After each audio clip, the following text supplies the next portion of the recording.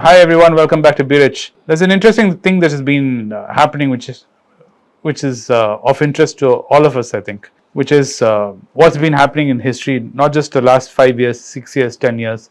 I'm talking about the history of the last 100, 200 years. Way back, if you turn the clock back far enough, before the British came to India, before the rise of Europe happened, the world was dominated by the Asian countries. India and China were the world powers at the time. They dominated all trade, and the world economy was on the back of India and China. This is all way back in the 1500s, and during a period of conflict and change of hands of land and empire, the Europeans slowly came into power and slowly captured portions of the world and took over parts of Asia and India, and slowly the world became more and more European, and now all of us are pretty much leading a European life now.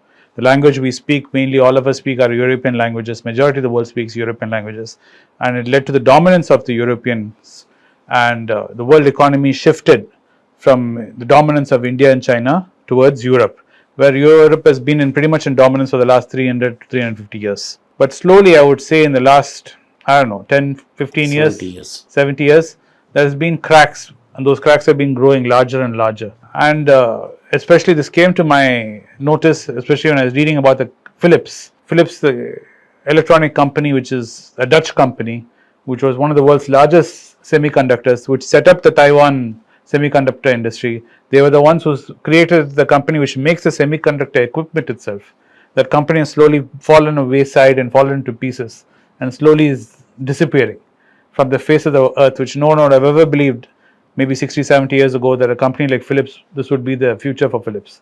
The company which brought us the light bulb, which was dominating the world in electronics and all industries. They created the cassettes, they created the CD, and now they're nowhere. And it's just not Philips. A lot of European companies like this are disappearing.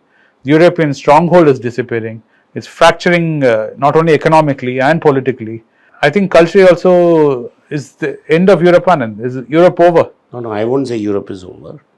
But what I'm trying to say is, you have to look at the Europe and the world in several parts. 15th century was when India was in its zenith with the Mughal rule. True. While we were beginning to decline at that time, Yes. with Akbar and post-Akbar, Yes. practically post-Akbar. What happened in the case of Europe is, they had a renaissance in Italy.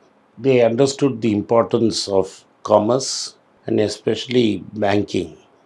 And they developed the concept of a limited liability company, in which large pools of money could be got together for a enterprise. This banking moved from one place to another. It started in Venice, and by the time the limited liability company came, it had moved to Amsterdam. True. So Amsterdam was the first financial center, and the guilder was the first reserve currency of the world. True. Before British pound. And the first limited liability company was the Dutch East India Company, when these large pools of money were used to conquer Indonesia. The East India Company started in England and came to India. At that time, till about 1800, 1815, very strangely, the man responsible for making Britain very strong in India is the man who defeated Napoleon. Very true. Is the Duke of Wellington. Yes. Wellington landed where I'm sitting here, Yes. in Chennai, and proceeded to go through Trichy and defeat Tipu Yes. and ended Tipu in Mysore. He was the governor of Mysore, moved up north in the Battle of Assaye, defeated the Scindias, and he made England a great presence. Yes. But really what unified England was the victory of Europe over Napoleon Bonaparte. Yes. The fall of Napoleon. Fall of Napoleon gave them a 100-year Start of the 100 year. start of a 100-year peace, which was shattered only in 1915. Yes. Those 100 years gave Europe the zenith which you are talking about. But even before that, Renaissance had started. They had discovered ways of collecting pools of money. They had organized commerce. All this meant that money was available for industry. The industrial revolution came in England and in all those places. And the Dutch started shipbuilding. The British took it over. They really Took it to another level. Yes. take it to another level. In fact, Peter the Great came to England and copied shipbuilding. Very true. So shipbuilding, commerce, and industrial revolution gave England a great advantage True. and a period of relative peace where they didn't have to go into war. They weren't busy fighting each other. They were not busy fighting each other.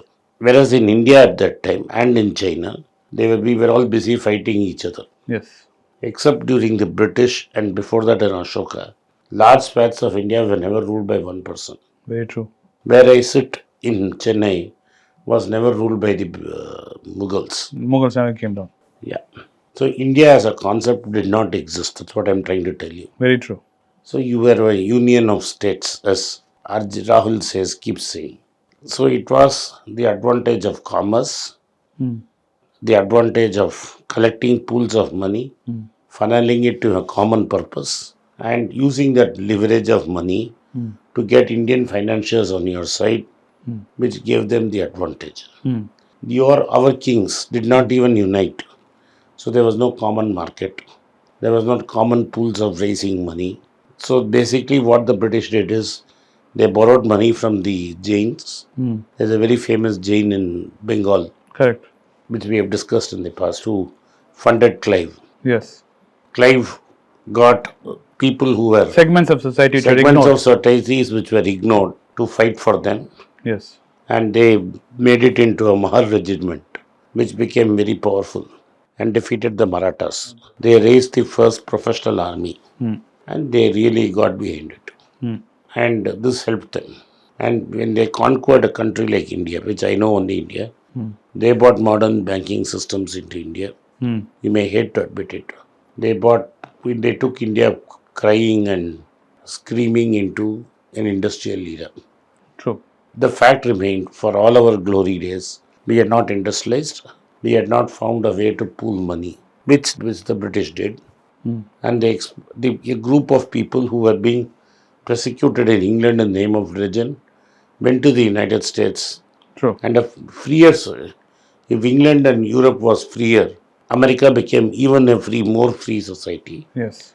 never ravaged by war except for 4 years civil war True. in the 1860s, which they finished when the British were enjoying peace and India lost its first war of independence. The British lost the colony. Yes. Much before that, the whites themselves fought among themselves, Yes. and after that, there's been peace in the American continent. Yes. After the Civil War, there has been peace. Except an attack at Pearl Harbor, the mainland of America has not been touched by war for 200 years. Yeah. Even if you discount Pearl Harbor, because that's Hawaii, you strike out that. Yeah, Nobody's ever gone. Yeah. So what happened is, First World War was a big shock that started the movement towards America. The Second World War was a knockout punch.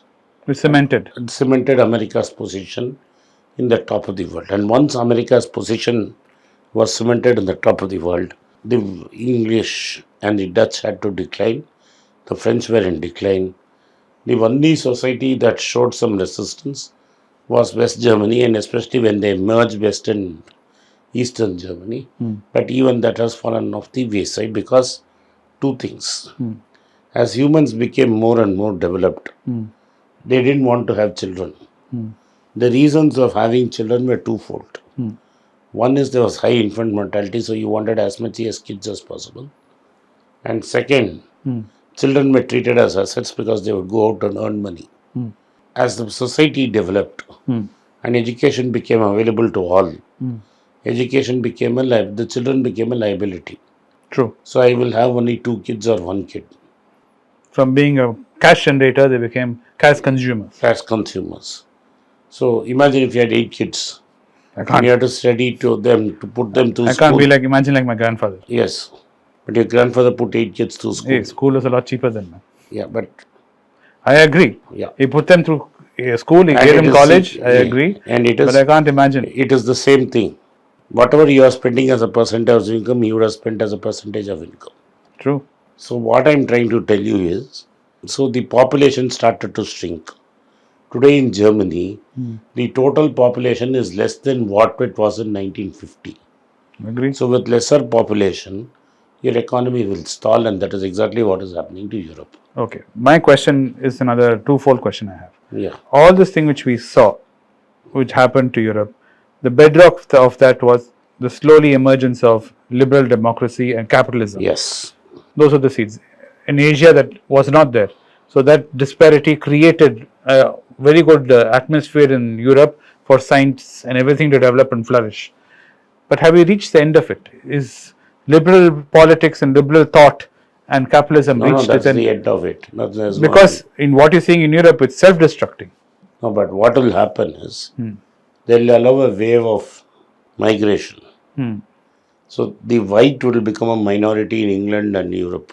Yes, but that is what's happening in US. Biden himself is getting scared. Yeah. Now he's reinforcing the Trump laws. What Trump had instated, what the Democrats You said is cannot very say it's bad. fungible. See, at the end of the day, you want people to work. So you will keep taking people. Like you have an Indian origin person as the Prime Minister of England. Talking about that, the Indian origin people who went there last 30 years ago are the ones now sitting in the US saying, do not allow immigrants inside. Yeah, but what They themselves were immigrants. Suddenly now they're saying, but like I'm saying, the wage Close pressure the is so gate. much. The wage pressure is so much in America. And if the wages don't start going down, these guys will be singing a different tune very quickly. So Europe and America will survive due to a large wave of migration from Latin America, from Africa and India, Asia. Asia. When do you see that happening though? Because right now, I- they seem to be hell bent on blocking the door. I don't think it is possible because I'm speaking to kids in Japan. There are a lot of Indians in Japan who have got permanent residency. Yes. It's significant. One or two out of it, there will be at least the Tokyo Sangam, Tamil Sangam has more than 1,000 members. True. That's a very, Huge amount in Japan. for Japan, it's huge. Yes, for Japanese, that's a big Huge. number. Yeah. So Japan is doing that. Indian citizens, 10 years back, if you talk to my classmates, nobody wanted to settle in Germany. There's a huge Indian-German population, more than 5,000 in number. It's a huge thing for Germany. Netherlands, people are willing to migrate to Netherlands. People are migrating to Canada. It's very easy to migrate to Canada. Yes, but the thing is, what I see is the people are really like in Republican base and even in the Tory base in the UK seems to be controlled by a very aged white population. They have to move out. They are already. That will take another because of life expectancy being pushed because of very good medical care and all that. But They will be there for another 10-15 years. Drugs. See, but then it will take 15 years to change the trend. But there's going to be a wave of migration from these locations. India, China. China to escape communism. India because we have simply too many people. And from other parts of Asia, Latin America and Africa will dominate the world. So you can safely say in the next 15 years, we'll see a big shift in what we see the Republican base today, what we're seeing today.